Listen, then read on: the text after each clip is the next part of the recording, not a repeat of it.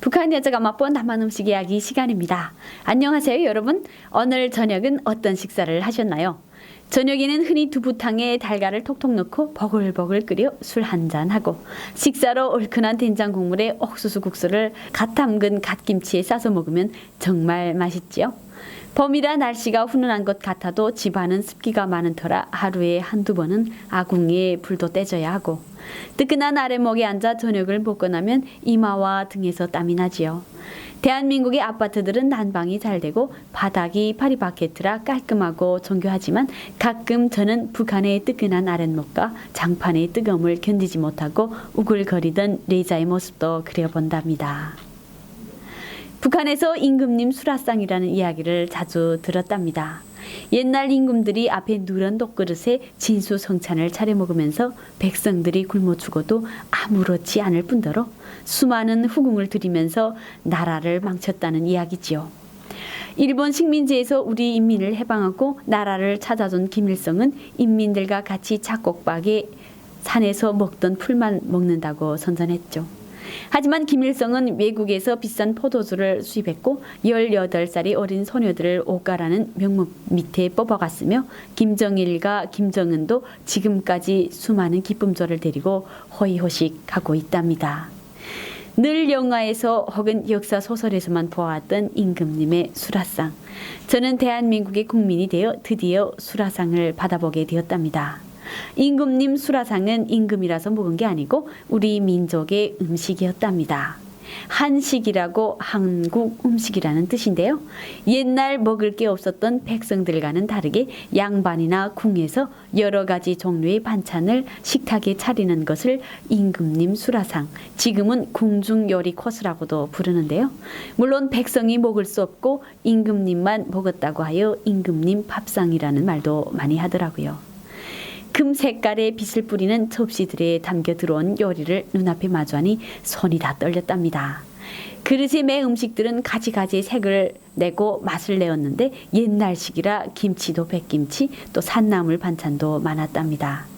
그날 저는 5첩 반상, 또 7첩 반상 등등 식탁에서 김치와 찌개, 밥을 제외하고 나머지 반찬의 가지수를 세워 반상에 수를 표시하여 5첩, 또 7첩, 9첩 이렇게 붙인다는 것을 알았답니다. 한 입에 들어갈 만큼 작은 양으로 접시에 담겨 들어오는 여러 가지 반찬들을 보면서 저는 옛날에 태어나지 않기를 참 잘했다는 생각을 했죠.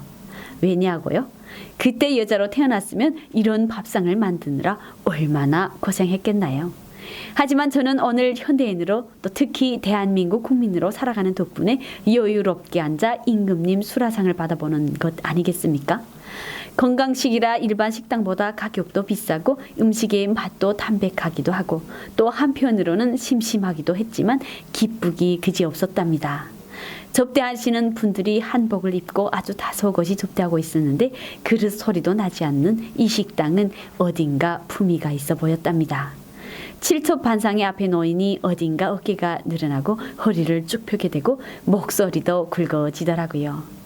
웃으면서 앞에 앉은 어머니에게 "어머니 많이 드시와요", 또 "동생 많이 드시게" 라고 하면서 어느덧 영화에서 본 양반집 아가씨 흉내를 빈답니다. 동생도 지지 않으려는 듯 "참 감사한 일이지요. 우리가 언제 이런 밥상을 생각이나 했습니까? 서방님 모시고 한번 더 와야 할 것 같습니다." 그러세요. 제부님도 음식을 보면 좋아할 듯 하지요. 앞 접시에 우아하게 한 입씩 가져다 손을 받치고 입에 넣으니 정말 반소매 티에 판바지를 입어도 마음 하나만은 조선 한복을 차려입은 춘향이 같았답니다. 담백한 음식들이 나오는 매실청으로 깔끔한 마무리까지 마친 저희는 정말 궁의 중전이었고 공주였지요. 하하하 호호호, 정말 옛날 양반의 흉내는 다 내면서 즐긴 시간이었답니다.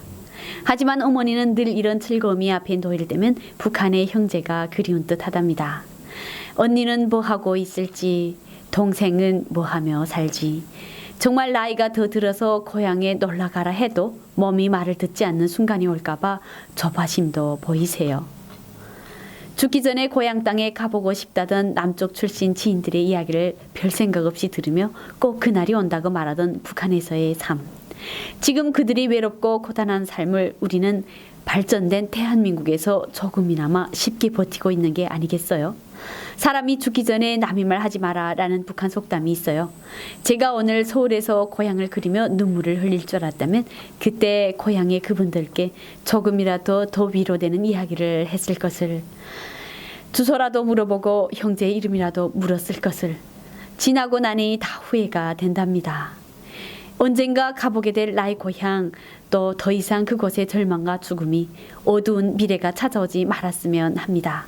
북한에 태어난 죄 때문에 평생 힘들게 사시는 북한 주민 여러분, 너무 마음이 아픈데 또 즐거운 일상과 환경이 많아서 즐겨야 하는 우리의 착잡한 심정을 아시는가요? 지금까지 진행의 김정희였습니다. 감사합니다.